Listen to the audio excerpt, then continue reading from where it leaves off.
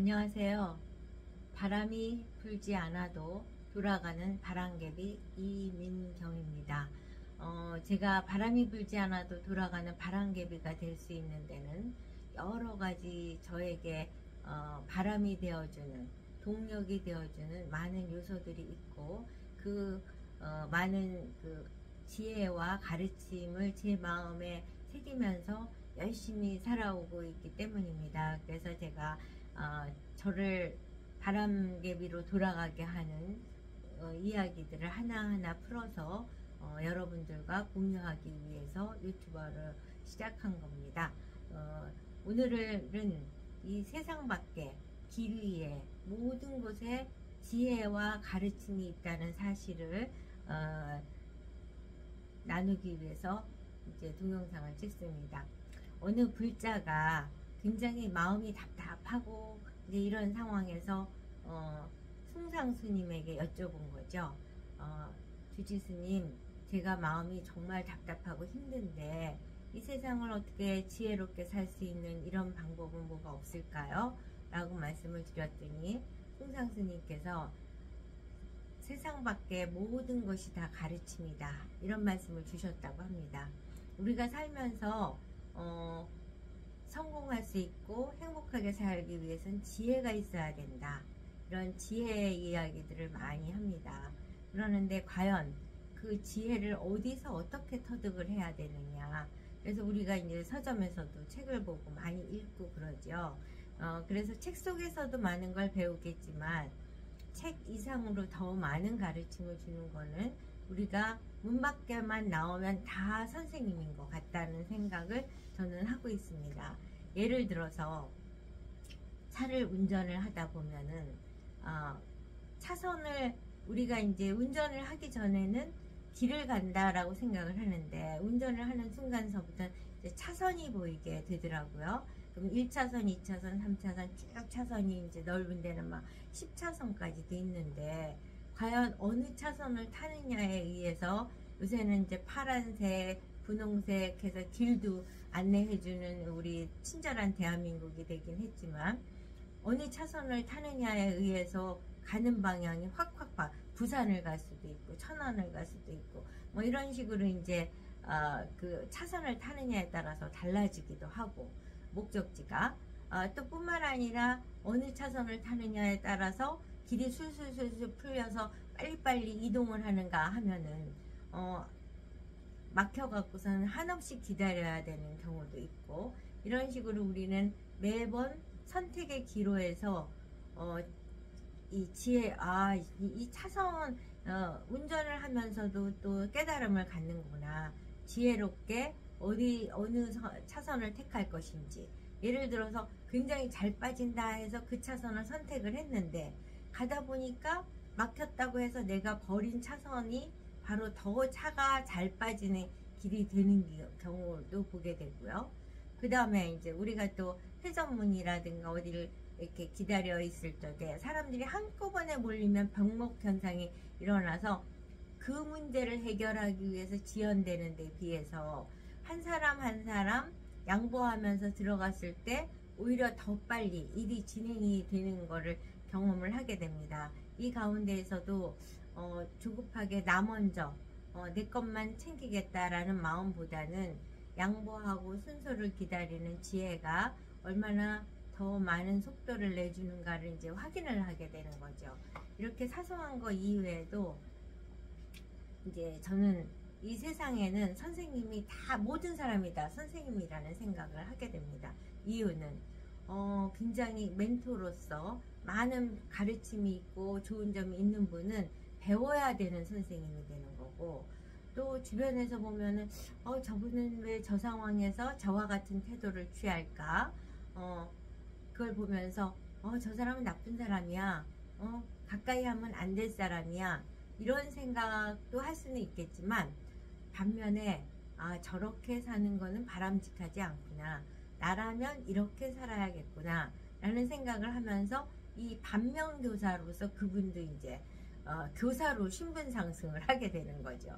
그래서 저는 교사도 되게 중요한 분이라고 생각을 하지만 반면교사도 아주 중요한 분이라고 생각을 합니다. 그래서 저는 매일매일 오늘도 하나 배웠어, 이런 식으로 그 배움에 대한, 그러니까 주변에 길에서도 배우고 사람을 통해서도 배우고 많은 것들을 배우게 됩니다.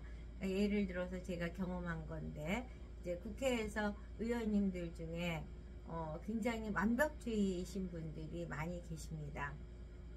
그래서 이제 의원님이 오시기 전에 막 일도 열심히 해놓고 사무실 정리도 하고, 왜냐면 그때 당시 그 의원님은 당에서 직책을 많이 맡고 계셔서 사무실을 매일매일 출근하지는 않으셨어요. 그래서 이제 오늘 내가 의원실 들른다 라고 말씀을 주시면 이제 오셨을 때 좋은 평가를 받으려고 우리 사무실 식구들이 정말 열심히 청소도 하고 책꽂이 정리도 하고 많은 노력을 했어요.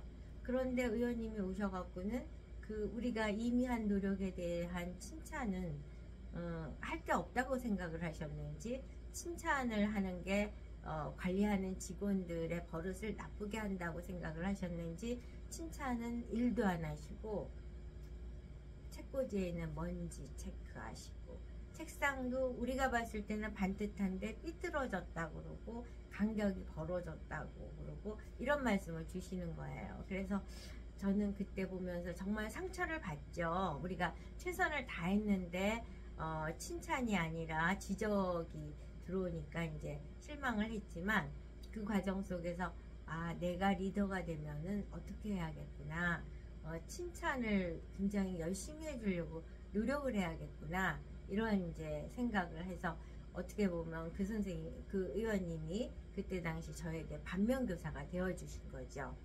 반면에 제가 또 1996년서부터 2000년도까지 모셨던 오양순 의원님이라고 계시는데, 그분께서는 정말 고래가 춤추게 하시는 그런 능력을 가지셨어요. 그래서 모든 권한과 이런 것들을 이제 보좌관인 저에게 주시다 보니까 저의 영혼까지 갈아서 이 의원님을 위해서 최선을 다해야겠다 하는 마음이 생겼던 케이스죠. 그래서 예를 들어서 저는 이제 업무를 굉장히 공격적으로 하다 보니까 자료 요구를 많이 하게 돼요. 그러면 사실 자료 요구라는 거는 그 상대 자료 요구를 받는 사람의 어떤 감사 대상이 됐다는 사인인 거죠. 저희가 좀 세세하게 디테일을 알아서 문제 제기를 해야겠다, 이런 거죠. 근데 사실 그 건건마다 다 의원님한테 보고를 할 수는 없는 거잖아요. 그래서 그렇게 이제 제가 일을 추진하느냐고 자료 요구를 한 상태인데, 의원님께서 어느 행사장에서 그분을 이제 자료 요구를 당한 분을 만나신 거죠. 만났더니 오양순 의원님, 어떻게 그 사무실에서 우리한테 이런 걸 관심을 갖고 자료 요구를 했는데 어떻게 된 겁니까? 이렇게 여쭤보니까 의원님은 사실 상세한 걸 모르시니까 네? 이렇게 반문하는 말씀을 하니까 그쪽에서 보좌관이 그럼 의원님하고 의논도 안 하고 그런 걸 한 거 아닙니까? 이런 식의 이제 반응을 딱 보이니까 의원님께서 우리 보좌관은 너무나 일을 열심히 하고 그거 열심히 좀 회신을 주세요, 이런 식으로 제 편에서 말씀을 주신 거죠. 뿐만 아니라 저 이제 국회 안에는 그 대회의실이라는 게 있는데, 대회의실을 저희가 예약을 했습니다. 예약을 했는데 이제 또 사실은 그 예약이 저하고 친하게 지내는 국회 사무처 직원인데, 이제 그 독립적으로 무슨 행사를 하기 위해서 예약을 저한테 부탁을 해서 한 거예요.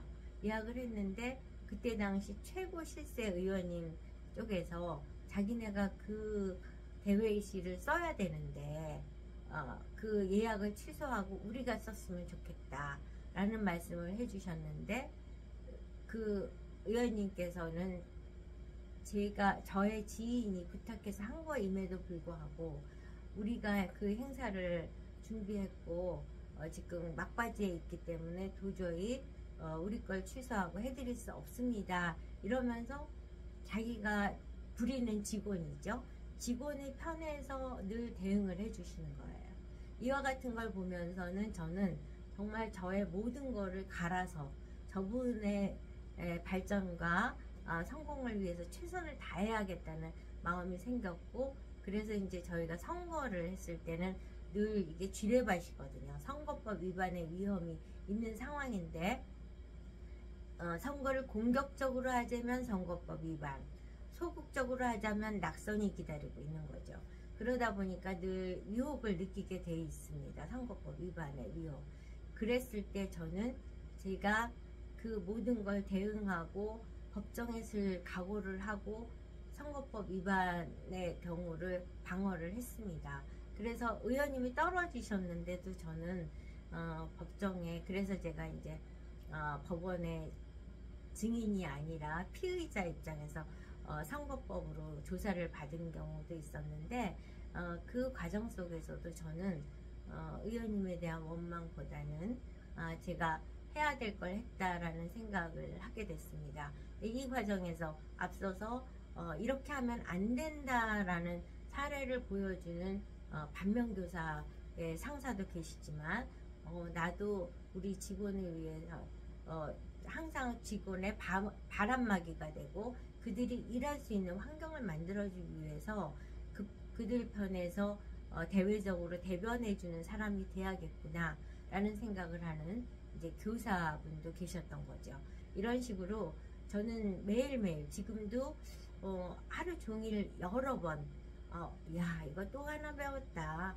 예, 오늘 이 경험만 했으면 우리가 어떻게 알았겠니? 이런 식의 얘기를 자주 합니다. 그래서 이 말씀을 드리는 거는 우리가 만나는 환경, 사회, 사람, 관계 모든 거에서는 수많은 교사가 우리에게 더 많은 발전과 성공을 할 수 있는 지혜를 가르쳐주고 있다는 사실, 그리고 저는 그 조각조각을 하나도 놓치지 않고 저의 지혜를 모아서 바람이 불지 않아도 돌아가는 바람개비가 될 수 있는 원동력으로 만들고 있습니다.